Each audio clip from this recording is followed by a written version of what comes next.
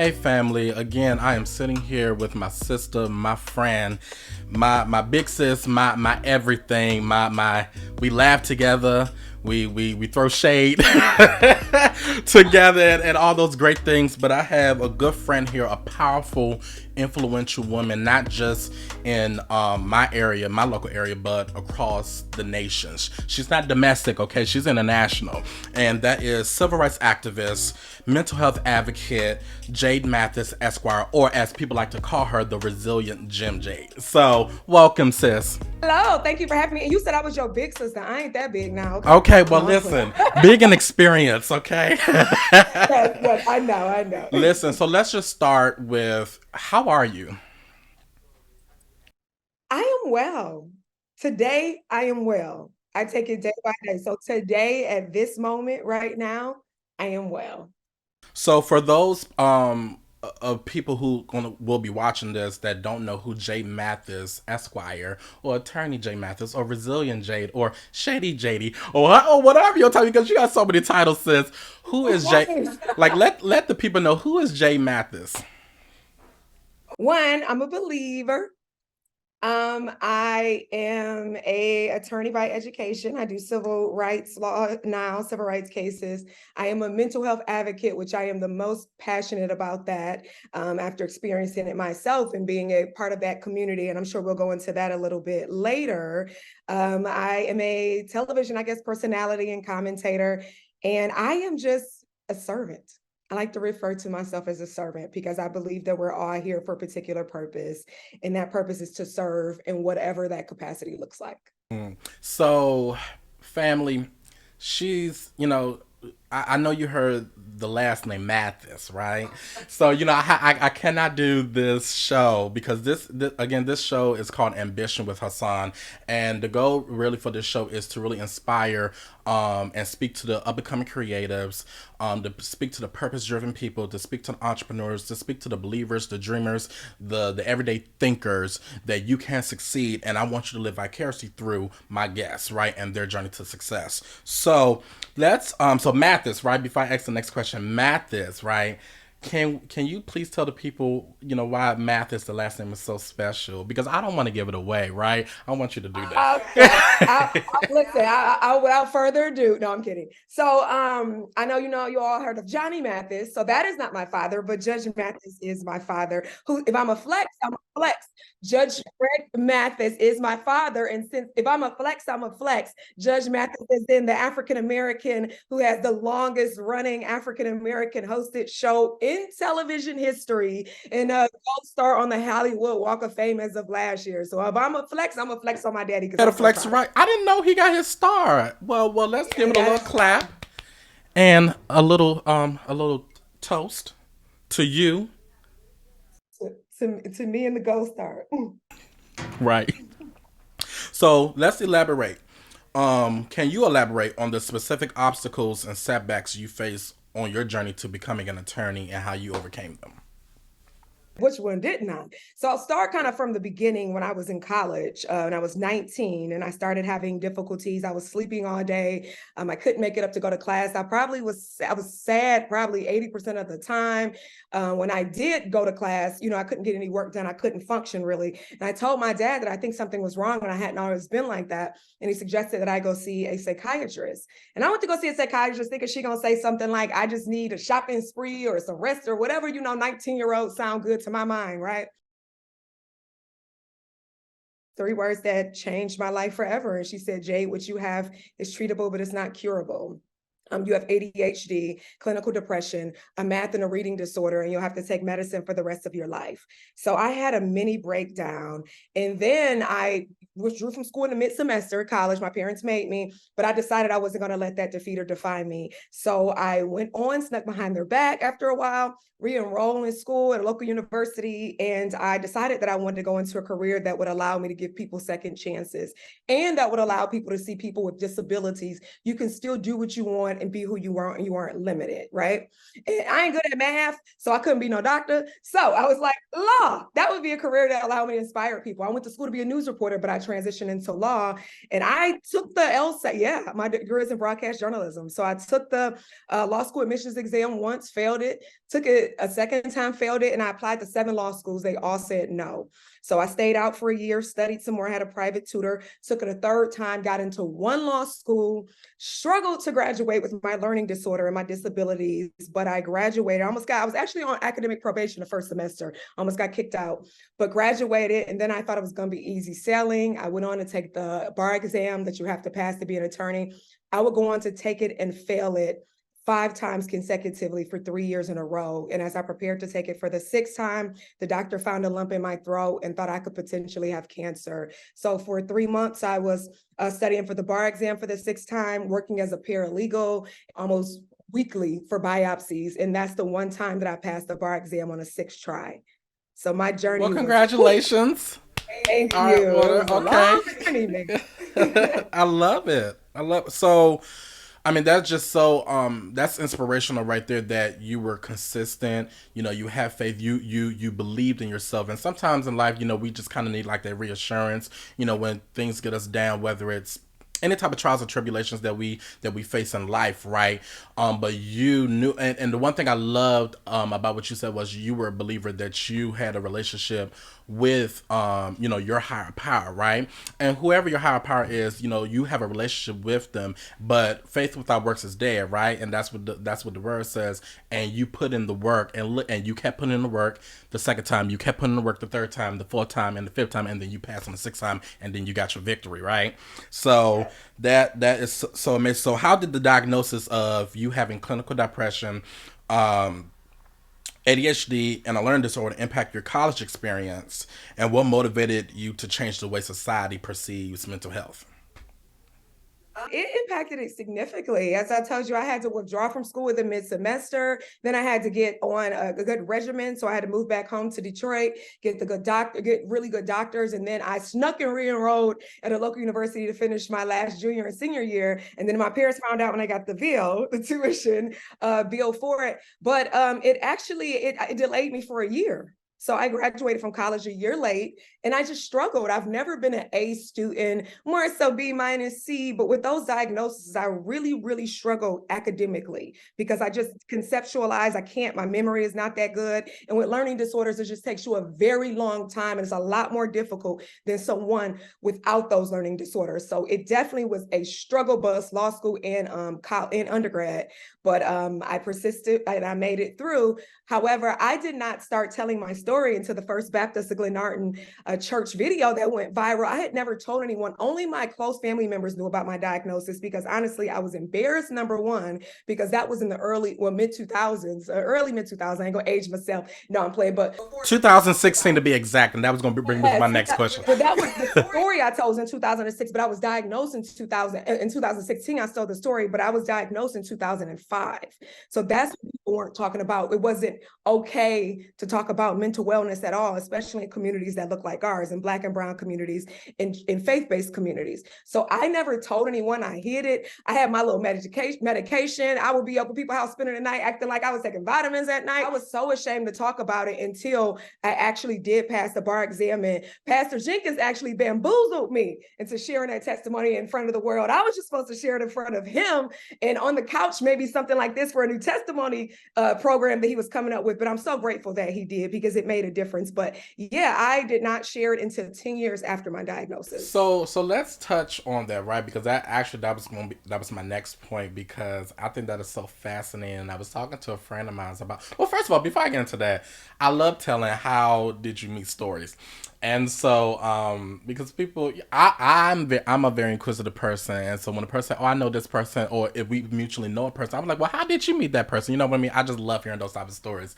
So, for those people who don't know, I met Jade through a mutual person that we know, right?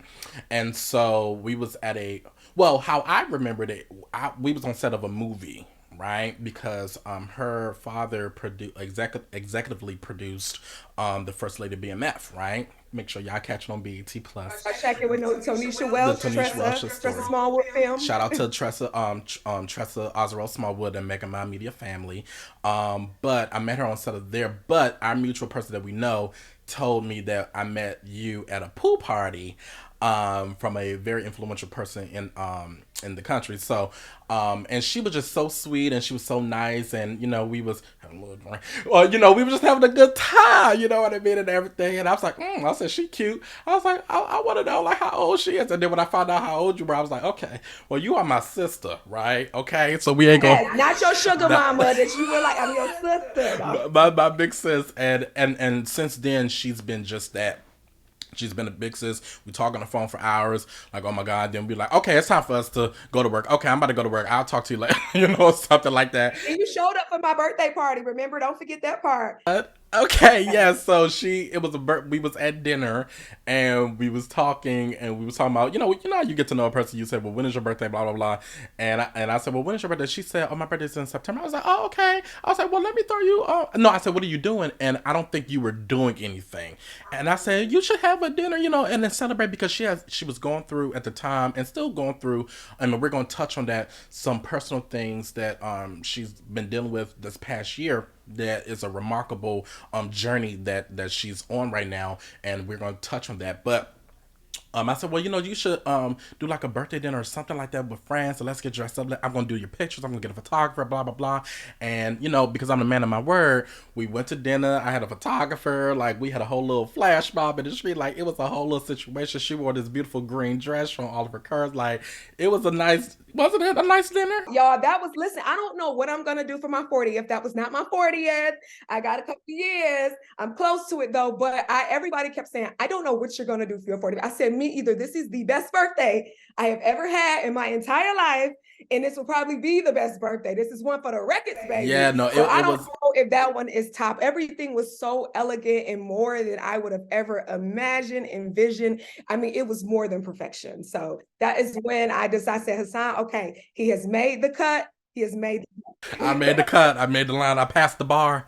Okay. Yes, you passed the bar on the first time. So let's go back to when you was talking about you sharing your testimony about your diagnosis and your journey in the earlier years, between the years of what we're talking about, 05 to 2016, right?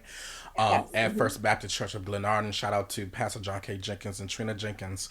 But let's dive a little bit into that. Like, what inspires you to go up in front of? First of all, he has the biggest church in Maryland. Yes. Okay. Well, really in the DMV, really.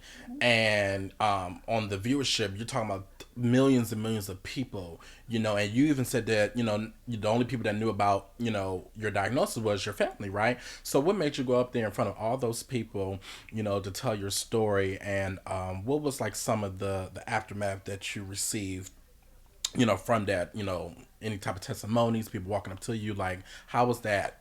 Tell me a little bit about that. Let me tell you how Pastor Jenkins set me up for the okie doke. They ended up being the best okie doke of my life. However, so Pastor Jenkins is a good family friend. And each time I would take the bar and I was failing it or going through the studying process, I would text him and I would be like, hey, can you just pray for me? He would text and check in, like, how'd you do? I'm keeping you lifted. So every time I didn't pass, I would text him and, tell him I didn't pass. So when I did pass, I went to service one day. And then afterwards, I asked to meet with them. And I said, I passed the bar exam, da, da, da, da. And I told him at the same, so he never knew my full story, but I told him that's why it meant so much to me. And that's why I struggled so much. And then at that same time, I was asking him to pray for me because I was preparing to have my operation when they were doing the biopsies on my thyroid and they kept coming back inconclusive. So he was like, wait, you have an incredible story, Sister Jade. I didn't know all of this. And I was like, yes, because I don't tell anybody. And he said, well, I'm thinking about coming up with a new show and it'll be like a testimony show and we'll be up here on the couch, kind of like what you're doing now. And he was like, and the cameras will be there, not an audience. The cameras will be there. And I said, okay, that's cool. Maybe I could probably do that because I had never publicly spoken before that at all. I wasn't a public speaker.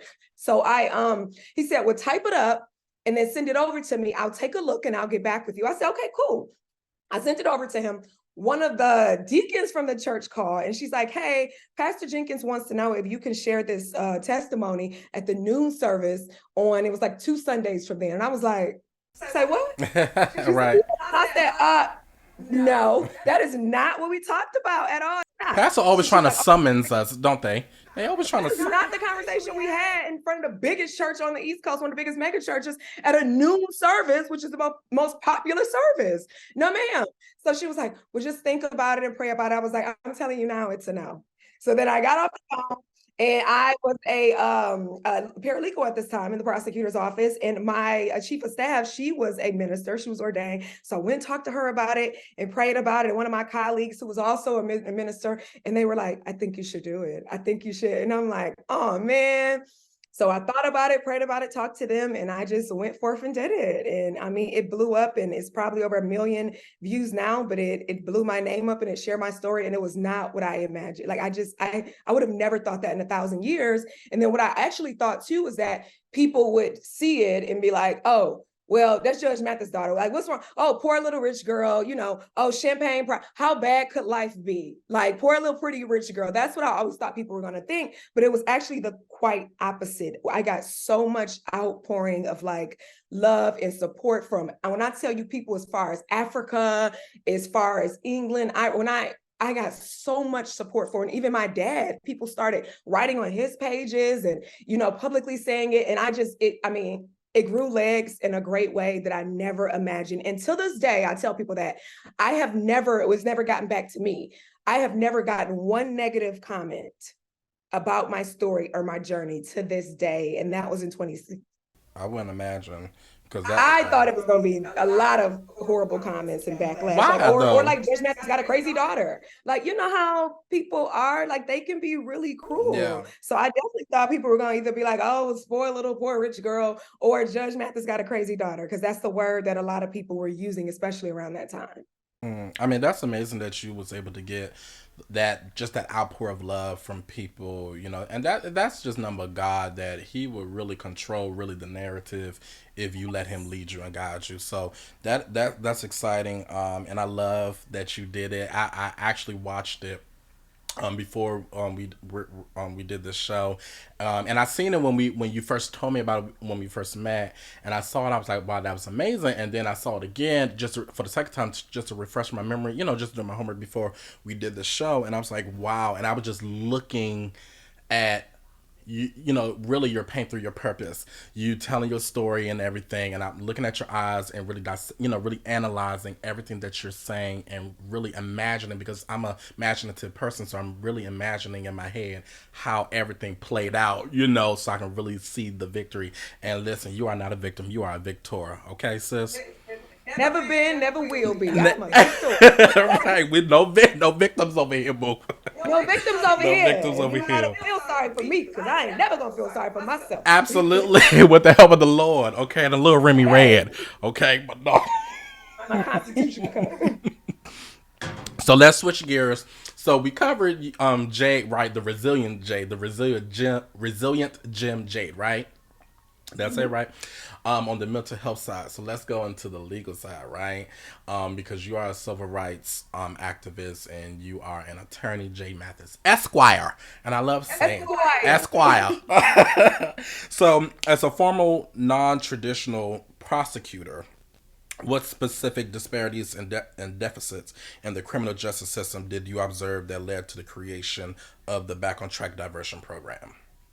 So what I did notice, I was a district attorney, a prosecutor for almost 7 years. And what I started to notice is that a lot of the people, particularly I was in an all-Black county, so a lot of the people who were being incarcerated or who were in front of me were people with mental health diagnoses or different issues, or even if it wasn't a diagnosis, you could clearly tell that something was wrong and that they weren't, operating on the same spectrum and on the same universe that we were on.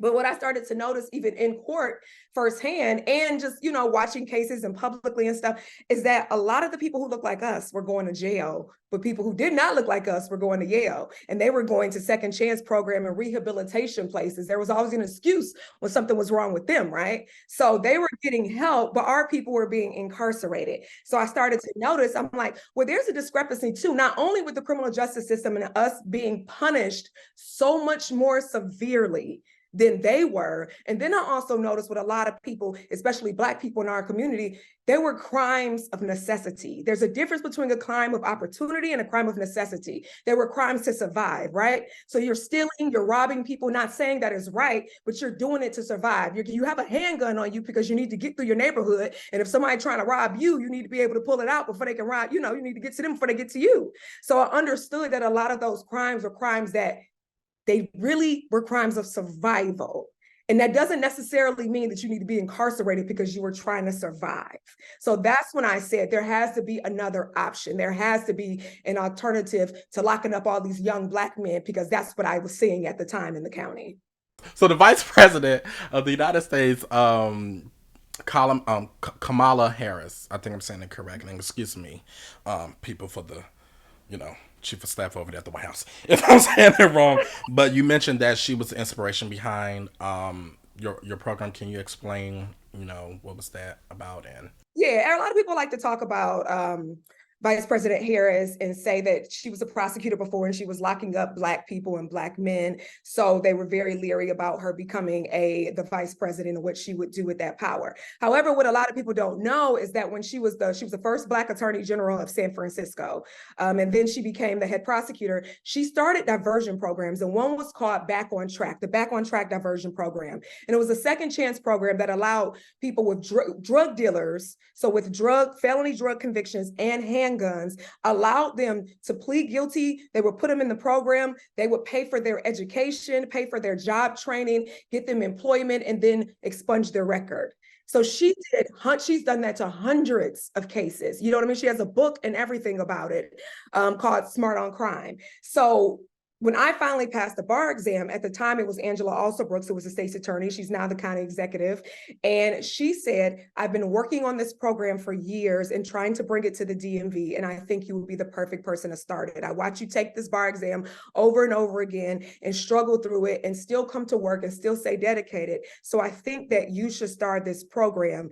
And on top of that, she said, which cracked me up, because the deputies at the time interviewed me when I was a paralegal to become a prosecutor. And I told them straight up, I was like, I believe in second chances. I believe in, reset. I believe in all of that. I believe in diversion and second chances and rehabilitation. And so she told me when she was offering me the position, she said, and I heard that you said during your interview that you believe in second chances and rehabilitation. So you're probably not locking too many people up. So if I could have crafted the perfect opportunity and position for myself, because remember I said when I decided to go to law school, I wanted to give second chances and change lives and be more impactful. That would have been the prime, that if I could have crafted my own job description, that would have been it. So at that moment, I knew, I was like, you know what? God knew exactly what he was doing these 3 years that I've been failing the bar exam, because if I would have passed it one moment earlier or one moment later, I wouldn't even have this offer, because state's attorney at the time, Angela Alsobrooks, was just trying to bring it. She'd been working on it for years and she was just about to launch it. So I said, God, I see what you were up there doing. right. I see what you were He was lining there, Yeah, I had no clue. So that established me with the program and expungement guru, and just I became a criminal justice reform attorney that I never thought about being. So what was the outcomes since you have launched it? What has been I do not want to cry, but it has been ongoing. That was 2016. And to this date, I believe that I resigned. I left the office in 2021 during the pandemic. By that time, we had, I think it was 6 graduating classes by that time and about 43 graduates. So I am actually going to graduation next Tuesday. I went back as a defense attorney a couple months ago, and I put one of my clients in who's a professional boxer, and he got into some trouble and reached out. And I was like, you know what? I'm going to take your case and I'm going to call my old colleagues in the program I started.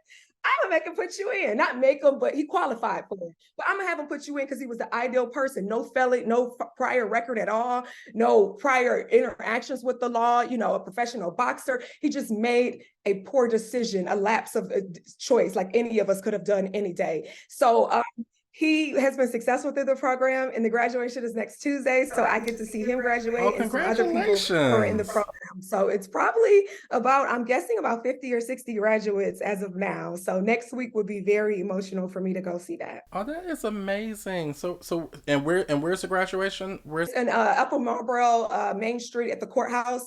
And Aisha Braveboy, she is over the office now. She's state's attorney for Prince George's County. Shout out to Aisha Braveboy, great state's attorney, really into criminal justice reform, second chances, non-traditional prosecutor as well when she needs to be.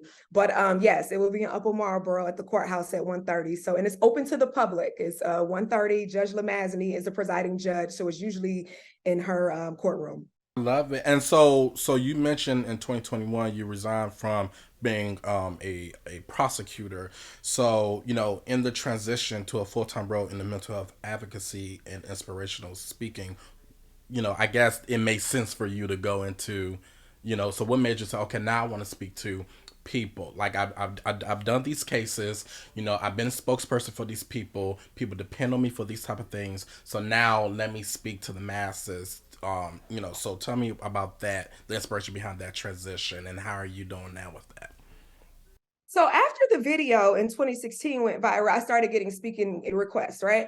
So I would speak on the side, maybe like 1 or 2 weekends a month, like 1 or 2 days. I didn't charge for my first year until I kind of got, acclimated because I was really nervous sometimes. But I would do speaking on the side, but I really couldn't do both as a government official or a government employee, really. So I would moonlight as a speaker. But then when the pandemic happened, I learned, probably like a lot of people, I was just surviving. And I was like, you know what? Life is too short not to do what makes you happy every day, or to do something and get up and not walking your dream, your full calling. And I always felt like the Holy Spirit has always told me, you need to do this full time. You need to walk into this full time. They need to hear your voice. And I'm like, God, ain't nobody gonna want to hear me full time talking about no mental health. And ain't nobody gonna book me. It ain't gonna make no money. Nobody want to hear that. I made But no money. it was so heavy in 2021, the spirit, that I was just like, you know what? And we got our family reality show around that time. We heard back that we were proof for the family reality show. So I was like, oh, I mean, if all fails, I'm not saying all gonna fail, but if all fails, at least I have,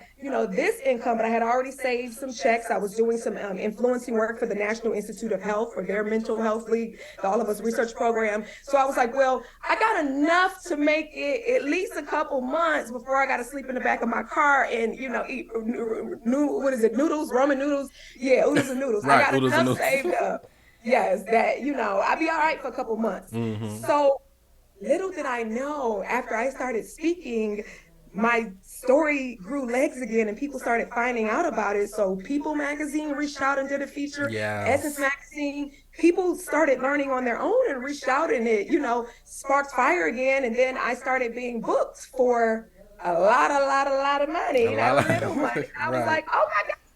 In 1 year and a half, like, God, all of this happened. And I was actually more successful, and kind of still am, as a speaker than I am as a lawyer, as an attorney. It's actually more profitable. And for me, it's actually more rewarding because it's something I wanted to do and I get to make a bigger impact. But it started off as a hobby, and it's something that's actually way more rewarding than law. I love law, but that's more rewarding and more profitable a little bit at this point. Profitable. Okay, well, we gotta go with profitable, but for you, and I just enjoy it more. It's more, right, more and that's what I was about to say. It can be a little mundane. It can just be you're dealing with people in their lives all day and putting out fires. Not saying it's not, I don't appreciate it or enjoy it, but it can be heavy, particularly if you already deal with depression. It can be very heavy. So you have a lot to balance here, right? So, being a TEDx speaker, right? Mental health advocate, inspirational speaker, civil rights activist, and an attorney, right? What role do these platforms play in reaching a wider audience? And I guess you kind of like almost answered it in a sense, because you said that you kind of have more, I guess, you have gotten a bigger audience and more publicity around as a speaker. But with all those roles, which one reaches a wider audience for you, or has helped you to reach a wider audience? The speaking has. Okay, all right. So I figured, and it's been good to you. I see, because look at you, you're looking fabulous. It's been good to me. I have not missed or lacked anything. Listen, glory to God. You have not missed not a meal, not a spot on wrinkle, not no water. Okay, you're not nothing. Listen, you're not drinking no tap water. It's all essential.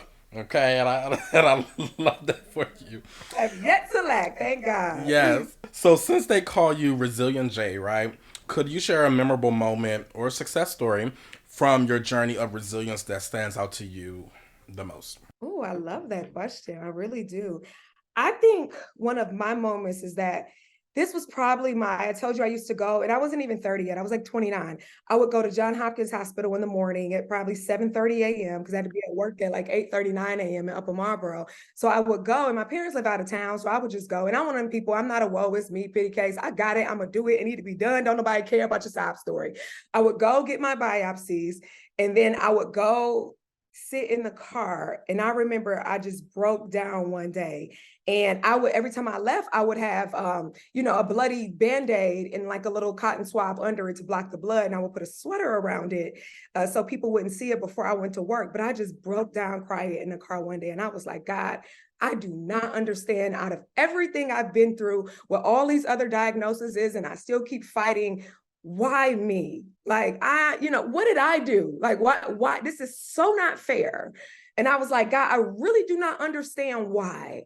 Like, but I'm going to continue to go through this, but it's not fair. And I remember at that time, I said, if I don't pass this bar exam this time and I go through all of this, I probably won't be a believer, a Christian anymore. I'm gonna believe in somebody, maybe Buddha or something like that, or Muhammad, but I will not be a Christian because I refuse to believe that God exists and can sit here and watch me go through all of this for all of this time.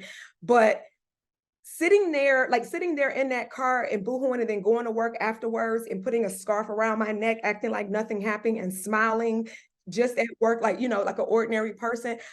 If someone was to look back and told me that that's what they were doing for months in my circumstances, I would have never imagined. Like, I would come home and I would still have my books out when I was studying for the bar, and I would be crying all over them while I was studying with tears. It would just be ink rolling down the paper because I would think it doesn't matter if I pass this exam or not, because if I have cancer, I may not be around to practice law anyway. So I looked at myself and I'm like, if somebody else would have told me that story, I would have looked at them like they got four heads. Like, you didn't walk with three. So that's what let me know I was really I was a fighter for real, not for fact. I was for real soldier. So, Jade, you've been through so much, um, and you are resilient. You are an overcomer, right? And that's my new word for you, right? So I love that people overcomer. people can call you resilient, Jade, but I'm gonna call you overcoming Mathis. Adding that, that's the that chapter in this book, Overcoming Mathis. Overcoming Mathis, and I say that because your story is powerful, and it brings me to you. Really, you told me, right, and I wanted to get your permission before I said anything, but I did get your permission, right, and about your health journey with freezing. Tell me the correct term is freezing your eggs, correct? Freezing my eggs, Freezing your yes. eggs. So tell me a little bit about what made you want to to do that, and how that process is because I know it's a journey. I'm not a woman, so I don't understand. But from what you have told me firsthand, because I don't have a lot of female friends who even think about doing something like that. They And not old like me, Hassan. They not old like me. well, you're not old. You're I'm just seasoned. playing. You are I'm just playing. seasoned. Because they your Okay. age, not my age. So what made you want to freeze your So, eggs? and this is actually my first time talking about it publicly Okay. on Okay. your platform Exclusive. before yes, kudos to you. My first time, but I did make that part of my platform. I blogged the entire journey. But y'all, it is so funny how it came about. It was not I didn't think about it. I thought about it maybe years ago, and I just knew it was kind of pricey. So it was a fleeting thought. It's not, it wasn't on my radar like that. But my mom, one day, I'm over here sweeping my house, cleaning up, and she calls and she's like, hey, what you doing? I'm like, nothing, cleaning up. What's going on? She's in LA, and she's like, so your dad wanted me to ask you, have you ever thought about freezing your eggs? And I was like, say what now? I said, oh, I need to sit down. This ain't nothing you just And randomly who ask asked you me. this again? Have Like, you thought my about? dad asked my mom to ask Oh, me. oh, okay, okay, okay. Yeah, so I was like, say what? I'm like, he didn't seen something on TV. It was like, I'm gonna ask my daughter, but she asked me, and I was like, oh wow. I was like, I mean, I've thought about it before, but You think he gonna pay for it? And she was like, I mean, if he's asking, probably so. And I was like, well, I have thought about it, but not too hard. And I just knew it was relatively expensive. So I was like, well, I guess I'll go get some consultation. So it was actually my dad's idea, which I love and which I so appreciate him for that because, it was on my radar, but not like that. But it was, oh my gosh, to do that at 38, y'all, it was a journey. And you got to stay tuned to see how that journey went because I blogged it from day one to the end. But I did 2 cycles of it. It was very successful. I had a nice egg count of healthy eggs that were frozen, but it was not an easy process to go through, especially at this time because I know I look 28, but this body's still 38. Yes, listen, 25 actually. Yeah, thank you. And the body acts like it's 25 when you're taking medicine all day and going to doctors and putting different stuff in it. It still reacts like it's 38. So it was an emotional, mental, and physical journey, big time. So before we wrap up, because I know you're so busy, because y'all, she's doing $1,000,000 cases. She's not doing $1,000 cases. She's not doing $100 cases. This woman is doing cases ranging between $10 to $100 million, and she's working on one of the biggest cases of her career. That I don't think I'm at liberty to share. But if you would like to, you can. But she's just so dope, y'all. And with everything that you got going on, Jade, I have to ask you: do you think that your father, um, who um, who he is to us, right? Do you think your father is proud of you? Aww. I think, and I didn't notice this until last year, he is incredibly proud of me. And I think he says that all the time and he reposts everything I do and he posts stuff and shows me love on his page. But I think the biggest compliment is that I think he's living a little vicariously through me. Wow. And I love that because I think that's what you're supposed to do with your kids when you do a good job, right? And you pour into them and you sacrifice for them, as he did for me and my 3 siblings to go to law school and go to school and, do what we needed to do. He is so, listen, for my birthday party, that was our birthday party. Hassan, the one he gave and surprised me in the air lounge here, that was our birthday party. He had me showing Johnny Gill, my Uncle Johnny, the next day we went out, showing him the pictures and videos. He was showing everybody that was on the news the next day. Shout out to Marissa Mitchell, Fox 5. She put it on the news.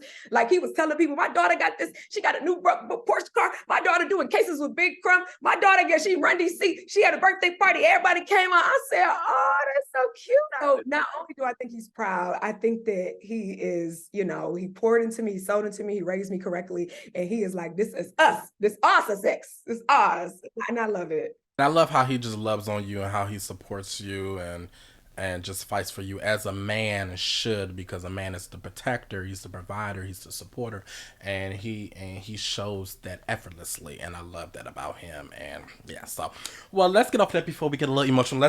Let's lighten the mood a little bit. So I have a little segment. I'm gonna do a segment, and I got a little game, and then we're gonna roll out, okay? And I appreciate you again for coming on, sis.